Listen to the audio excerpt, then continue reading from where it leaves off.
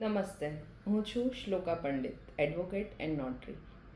અમે વોટ્સએપ પર ચેનલની શરૂઆત કરી ત્યારે અમે જણાવેલું કે અમારો પર્પઝ એડવોકેટ્સ અને નોટરીઓ કે જેને અમુક નિયમોની નથી ખબર તે લોકો સુધી માહિતી પહોંચાડવા માંગીએ છીએ અમે લોકો.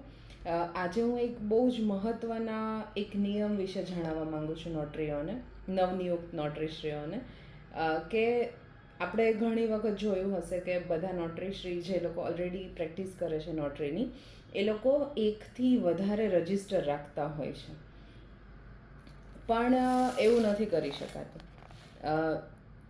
નોટરી નિયમો 1956ના નિયમ 11/2 જોગવાઈ મુજબ દરેક નોટરીએ નમૂના 15માં સૂચવ્યા મુજબ એક જ નોટરી રજિસ્ટર નિભાવવાનું હોય છે તેવી સ્પષ્ટ જોગવાઈ છે. તેમ છતાં પણ નોટરીઓ એક કરતાં વધારે રજિસ્ટર રાખતા હોય છે, જેને ABCD અથવા તો 1 2 3 4 એવા નંબરો આપી અને તેમની પ્રેક્ટિસ કરતા હોય છે, પણ લીગલી નોટરી તરીકે આપણે એ ના કરી શકીએ.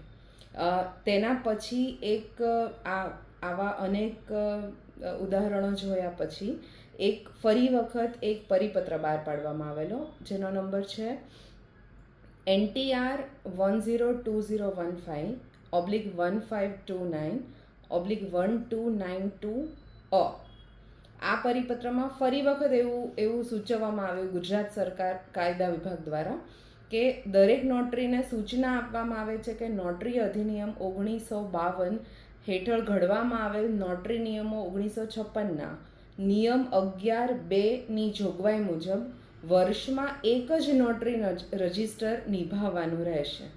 આ નિયમની જોગવાઈઓનો ભંગ કરનાર અથવા તેમ કરવામાં કસૂર કરનાર કે બેદરકારી દાખવનાર નોટરી સામે વ્યાવસાયિક ગેરવર્તણૂક ગણી કાયદેસરના પગલાં લેવામાં આવશે. તો નવા નોટરીશ્રીઓને હું એવું સજેશન મારું આપવા માંગુ છું કે અત્યારથી જ એવી રીતે પ્રિપેરેશન કરજો કે ફક્ત એક રજિસ્ટર આપણે નિભાવીએ, જેથી કરીને આગળ જતાં કોઈ પણ પ્રશ્ન ઊભો થાય, કોઈ કાયદાકીય ગૂંચવણમાં આપણે પડીએ ત્યારે આપણી પાસે ફક્ત એક જ રજિસ્ટર હશે તો લડવાનું કે આપણને પ્રૂવ કરવાનું આપણા માટે ઇઝી થઈ જશે.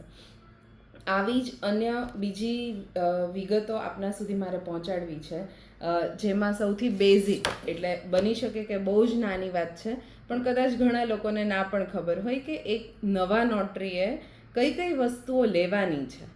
અમને લોકોને એની કોઈ ટ્રેનિંગ આપવામાં નથી આવેલી, કદાચ તમને લોકોને પણ આપવામાં નહીં આવે. તો અત્યારે હું ખાલી બેઝિક તમને બતાવું છું કે ટિકિટ્સ 5 રૂપિયાની 10 ટિકિટ, એટલે કે 50 રૂપિયાની ટિકિટ દરેક ડોક્યુમેન્ટ પર દરેક નોટરીએ લગાવવાની હોય છે. કયા ડોક્યુમેન્ટ પર એનો આપણે અલગથી વિડીયો બનાવીશું. એક રજિસ્ટર, આપણો ચોપડો, જેને આપણે ચોપડો કહીએ છીએ, રજિસ્ટર, સિંગલ રજિસ્ટર, કે જે આપણે દરેક એન્ટ્રીઓ માટે એની અંદર વિગતો લખવાની હોય છે, ક્લાયન્ટ્સની સાઇન લેવાની હોય છે, તેની પણ આપણે વિગતવાર બીજા વિડીયોમાં ચર્ચા કરીએ. અને સિક્કા, કયા સિક્કાનું શું કામ છે એ અમને આટલા વર્ષોના અનુભવો પછી ખબર પડવા લાગી છે, પણ એટલે જ મારી ઈચ્છા એવી છે કે આપ સૌના માટે હું એનો પણ સેપરેટ વિડીયો બનાવવા માંગુ છું. તો મારી ચેનલ આપ સબસ્ક્રાઈબ કરી રાખજો, જેથી તમારા લોકો સુધી આ મહત્ત્વની વિગતો પહોંચી શકે. Thank you.